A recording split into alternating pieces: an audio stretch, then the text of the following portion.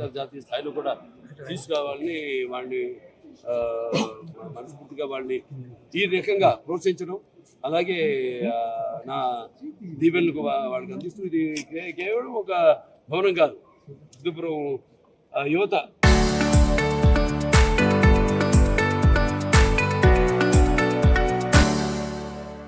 వాళ్ళ ప్రతిభను కనబరిచే ఒక వేదిక,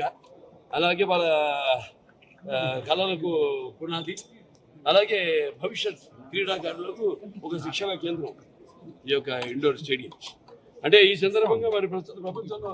ఇప్పుడు క్రీడలు కేవలం శరీర దృఢత్వమే కాదు, అది ఒక క్రమశిక్షణ, అలాగే అది ఒక వాళ్ళ నాయక లక్షణాలు, అలాగే ఆత్మవిశ్వాసం, అలాగే క్రీడా స్ఫూర్తి, అంటే ఒక జట్టు స్ఫూర్తిని తీసుకొచ్చే విధంగా వాళ్ళంతా కూడా వాళ్ళ శాయశక్తుల ఎప్పుడు అహర్నిశలు ఎంతోమంది ఉన్నారు. మన రాష్ట్రానికి ఎన్నో ఉమ్మడి రాష్ట్రంగా ఉన్నప్పుడైతేనేమి అప్పుడు మన ప్రభుత్వం, తెలుగుదేశం ప్రభుత్వం క్రీడలను ఎంతో ప్రోత్సహించింది. మళ్ళీ గోపిచంద్ గారు ఆయన గోపిచంద్ అకాడమీ, ఆయన గోపిచంద్ అకాడమీ గారికి గోపిచంద్ గారికి ఆయనకి సపరేట్గా ఒక అకాడమీని భూమిని కేటాయించి వాళ్ళకి ఆయన అకాడమీ స్థాపించడానికి ఎంతో కృషి చేసినప్పుడు తెలుగుదేశం ప్రభుత్వం అవిభక్త ఆంధ్ర రాష్ట్రంగా ఉన్నప్పుడు అలా అన్ని విధాలుగా ప్రోత్సహించడం జరిగింది. ఈ సందర్భంగా మరి